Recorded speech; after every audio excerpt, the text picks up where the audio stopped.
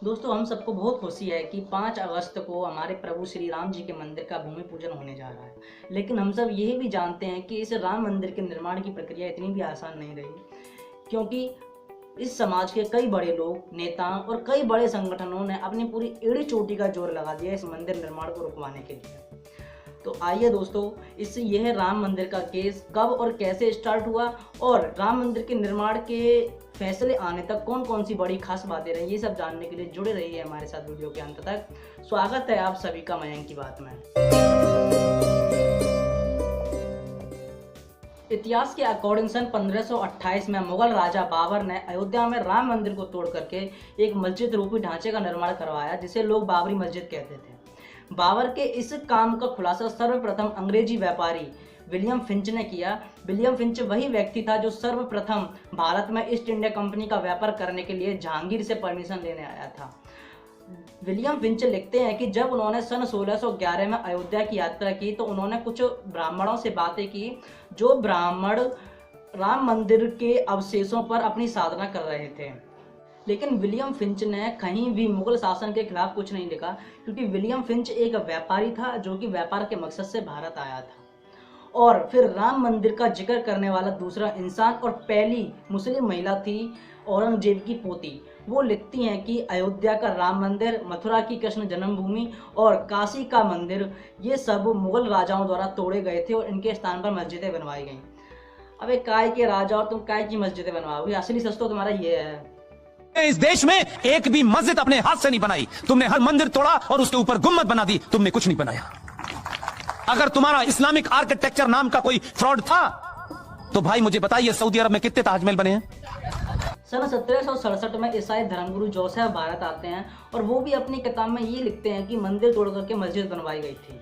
इसके बाद सन 1813-14 में फ्रांसिस बुचनन हैमिल्टन भारत आते हैं और वो दुनिया को पहली बार बताते हैं कि सन 1528 में बाबर की डायरेक्शन में संत मूसा आशिकान की प्रोटेक्शन में मीर बाकी ने मंदिर को तोड़ करके मस्जिद का निर्माण करवाया। बुचनन ने इस मंदिर तोड़ने के और मस्जिद निर्माण के कई प्रूफ भी कलेक्ट किए, जिसकी उन्होंने एक रिपोर्ट बनाई। उस रिपोर्ट को लेकिन पब्लिश नहीं किया गया और वो रिपोर्ट आज भी ब्रिटिश लाइब्रेरी में रखी हुई है। लेकिन सन 1838 में मार्टिन के भारत में आने के बाद उस रिपोर्ट के कई अंश जारी किए गए और खुद मार्टिन भी 1838 में कहते हैं कि जो मस्जिद में खंबे यूज किए गए हैं वो मंदिर से लिए गए हैं। मुगलों के इन सभी कामों का सबसे अच्छी तरीके से फायदा उठाया अंग्रेजी प्रशासन ने। जब अंग्रेजी प्रशासन ने देखा कि सन 1857 की क्रांति के लिए कुछ हिंदू मुसलमान मिलकर के लड़ाई लड़ रहे हैं, तब उन्होंने राम मंदिर के मुद्दे को उठा करके आग में घी डालने का काम किया। 1853 में इसी कारण अयोध्या ने अपना सबसे पहला दंगा देखा, जिसके कारण सन 1859 में अंग्रेजी प्रशासन ने मंदिर परिसर के चारों तरफ बाड़ लगवा दी और अनुमति दी कि उस परिसर के अंदर मुसलमान अपनी पूजा करेंगे और परिसर के बाहर हिंदू अपनी पूजा करेंगे। ये साले अंग्रेज खुद ही तो कहते थे कि पहले वो परिसर भगवान श्री राम का है और फिर बाद में खुद वो मुद्दा सुलझाने की कोशिश ही नहीं कर रहे थे, जबकि ये चाहते थे कि उस मुद्दे को बार बार हवा दी जाए और जिसके कारण हिंदू मुसलमान दंगा भड़के और ये हमारे भारत देश पर राज करते रहे। फिर बात आती है देश आज़ाद होने के बाद की। सन 1949 में मंदिर में राम भगवान जी की मूर्तियां पाई जाती हैं और कुछ सेकुलर हिंदू कहते हैं कि ये मूर्तियां हिंदुओं ने जानबूझकर रखवाई थी। फिर यह केस बनकर के सरकार के पास चला जाता है और जहां उस समय की सेकुलर सरकार ये फैसला लेती है कि उस स्थल को विवादित घोषित कर दो, जहां से वहां पर कोई भी पूजा नहीं कर पाएगा। और ऐसा निर्णय लेने वाले, खुद को दुर्भाग्य से हिंदू कहने वाले हमारे देश के आज़ाद भारत के प्रथम प्रधानमंत्री नेहरू जी थे। और दोस्तों, इसी समय एक घटना भी सामने आती है कि जब ये मंदिर में मूर्तियां रखवाई गई थी तो देश के प्रधानमंत्री और बताते हैं कि गृह मंत्री जी ने आदेश दिया था अयोध्या के मजिस्ट्रेट को कि यहाँ से वो मूर्तियां हटवाई जाएं, लेकिन उस मजिस्ट्रेट ने इनकार करते हुए अपना इस्तीफा दे दिया और खुद हिंदू नेता बन गए। बात आती है सन 1984 की, जहाँ वीएचपी के नेतृत्व में कुछ हिंदुओं ने मिलकर के राम जन्मभूमि को मुक्त कराने के लिए और मंदिर निर्माण करने के लिए एक कमेटी का गठन किया, जिसका नेतृत्व बाद में जाके बीजेपी के लाल कृष्ण आडवाणी जी ने किया। फिर सन 1989 में दोबारा विश्व हिंदू परिषद के राम मंदिर निर्माण पर जोर देने के कारण तब के प्रधानमंत्री राजीव गांधी जी द्वारा यह आश्वासन दिया गया कि मंदिर निर्माण हम करवाएंगे, और उन्होंने राम मंदिर के लिए नींव भी डाली। लेकिन भैया वो तो एक चुनावी आश्वासन था। फिर सन 1990 में बीजेपी के तत्कालीन अध्यक्ष श्री लाल कृष्ण आडवाणी जी ने गुजरात के सोमनाथ से अयोध्या तक एक रथ यात्रा निकाली, जिसके बाद लालू यादव जी ने आडवाणी जी को समस्तीपुर में गिरफ्तार करवा लिया था। इसके बाद बीबीसी पत्रकार एक न्यूज लिखते हैं जो कि यूपी में कार सेवकों से रिलेटेड है। उस कहानी को सुन के या उस घटना को सुन के शायद हमारी आंखें नम हो जाएं। वहाँ वो कहते हैं कि कुछ कार सेवक जो कि राम भगवान की पूजा करने के लिए आ रहे थे, वहाँ पर मुलायम सिंह जी की सरकार में पुलिस द्वारा उन कार सेवकों पर लाठियां चार्ज करवाई जा रही थी। तब एक कार सेवक एक पुलिस वाले के पैर छूते हुए बोलता है कि हम तो सिर्फ यहाँ पर राम भगवान की पूजा करने आए हैं, हमको क्यों मारा जा रहा है। इसी दौरान सन 1990 में कुछ कार सेवक जो भगवान की पूजा करने आ रहे थे, उन पर मुलायम सिंह जी की सरकार द्वारा गोलियां चलवाई जाती हैं, जहां मुलायम सिंह जी इसका कारण बताते हैं कि मैंने गोलियां इसलिए चलवाई ताकि मुसलमानों का देश से विश्वास ना टूटे हैं। भैया किसी ने सही कहा है, भगवान के घर देर है अंधेर नहीं, तभी आज इनका बेटा इन खुद पर विश्वास नहीं करता। फिर वक्त आता है सन 1992 का, जिसकी घटना आज तक हम लोगों को याद है। 6 दिसंबर 1992 का वो दिन जब विश्व हिंदू परिषद, बीजेपी, शिवसेना के कुछ हिंदू कार्यकर्ताओं ने मिलकर के बाबरी मस्जिद को ध्वंस किया था, जिसकी कुछ झलकें मैं आपको आज यहाँ दिखाता हूँ।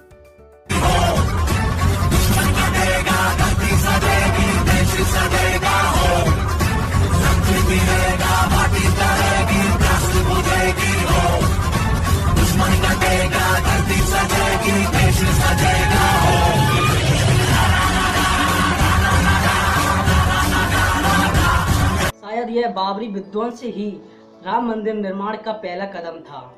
इसके बाद विभिन्न संगठनों और सरकारों पर समझौता होते रहे और यह जानने की कोशिश की जाती रही कि क्या उस परिसर के नीचे मंदिर के अवशेष है भी या नहीं। ऐसी एक घटना जनवरी 2003 में देखने को मिलती है, जहां पर रेडियो तरंग के जरिए यह जानने की कोशिश की जाती है कि क्या वास्तव में उस परिसर के नीचे राम जन्मभूमि के अवशेष है भी या नहीं, लेकिन अंत में कोई भी निष्कर्ष नहीं निकल पाता है। फिर मार्च 2003 में केंद्र सरकार सुप्रीम कोर्ट से अयोध्या में पूजा करने के लिए परमिशन मांगती है, लेकिन सुप्रीम कोर्ट इस परमिशन को ठुकरा देता है, क्योंकि दरअसल में बात ऐसी है, हमारे सुप्रीम कोर्ट के उस समय के जजों के पास इसके लिए टाइम तो था कि दही हांडी की हाइट कितनी होनी चाहिए और दूसरे मंजिल पर रहने वाला व्यक्ति पक्षी नहीं पाल सकता, क्योंकि फर्स्ट मंजिल पर रहने वाले व्यक्ति को परेशानी होती है इससे। वाह जजो वाह, क्या निर्णय सुना रहे थे आप। फिर अप्रैल 2003 में दोबारा खुदाई करवाई गई, तब जाकर के वहां पर मंदिर के कुछ मिलते जुलते अवशेष प्राप्त हुए। इसके बाद सन 2004 में आडवाणी जी अयोध्या गए, वहां पूजा की और यह कहा कि मंदिर निर्माण जरूर होगा। लेकिन इसी बीच बाला साहब ठाकरे जी ने भी एक सुझाव दिया कि हम उस परिसर पर मंगल पांडे जी का राष्ट्रीय स्मारक भी बना सकते हैं। इसी तरह दोस्तों आडवाणी जी को 1992 के मामले में विभिन्न कारणों से अदालत में पेश भी होना पड़ा, उन पर कई आरोप पत्र भी साबित होने लगे। ऐसे ही कई घटनाएं चलती रहीं और यह केस इलाहाबाद हाईकोर्ट तक भी जा पहुंचा। फिर सरकार आई यूपीए गवर्नमेंट की। 20 अप्रैल 2006 को सोनिया और मनमोहन जी की कांग्रेस सरकार ने लिब्रान आयोग के समक्ष एक लिखित में आरोप लगाया कि बाबरी विध्वंस किया जाने एक सुनियोजित घटना थी, जिसमें आरएसएस, बीजेपी, बजरंग दल और शिवसेना के लोगों की मिलीभगत थी। यही सरकार जुलाई में एक प्रस्ताव भी लेकर आती है, जिसमें वो कहती है कि उस मंदिर के चारों तरफ कांच का घेरा, बुलेट प्रूफ घेरा बना देना चाहिए। लेकिन यह प्रस्ताव मुसलमानों के विरोध करने के कारण वापस ले लिया जाता है, और ये तो वापस प्रस्ताव लेना ही था, क्योंकि इसका सबसे बड़ा कारण था कि उस समय के प्रधानमंत्री कहते थे कि इस देश पे सबसे पहला हक, इस देश के संसाधनों पर सबसे पहला हक हमारे मुसलमानों का है। अब भैया हम तो चूतिया ठहरे है ना, क्योंकि हम मुसलमान नहीं हैं। फिर सन 2007 में बीजेपी के स्टार प्रचारक जी सामने आते हैं।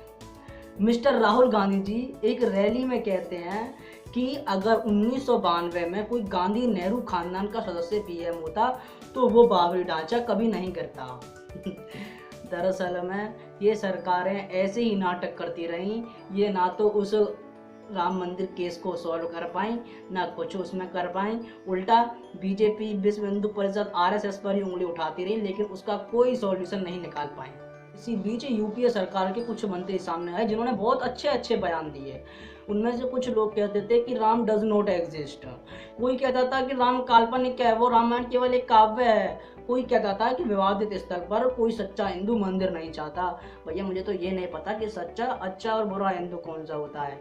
एक्चुअली में ये है ना, हिंदुओं को परिभाषित करने में लगे हुए थे, लेकिन राम मंदिर के मुद्दे पर कोई हल निकाल पाए इनमें कहाँ इतनी हिम्मत थी। फिर समय आया सन 2014 का, जहाँ नरेंद्र मोदी जी समान नागरिक संहिता CAA, धारा 370, 3 तलाक, राम मंदिर जैसे संवेदनशील मुद्दों को लेकर के केंद्र की सत्ता में प्रचंड बहुमत के साथ जीत करके आए।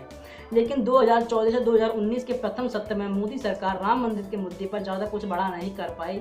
लेकिन 2019 में पहले से ज़्यादा प्रचंड बहुमत के साथ जीत करके आने के बाद मोदी सरकार ने जब मध्यस्थता से कोई हल नहीं निकला, तब सुप्रीम कोर्ट की मदद से एक अभियान चलाया कि राम मंदिर के केस पर डेली सुनवाई रखी जाएगी, और इसकी पहली सुनवाई 6 अगस्त सन 2019 को हुई, जहां मैं आपको इस केस से जुड़े हुए 1-2 महत्वपूर्ण अंश बता। सुप्रीम कोर्ट में सुनवाई के दौरान चौथी सुनवाई को मतलब 9 अगस्त 2019 को सुप्रीम कोर्ट वकील से एक सवाल पूछता है, कहता है कि क्या राम जी का वंशज कोई इस दुनिया में या भारत में मौजूद है या जिंदा है।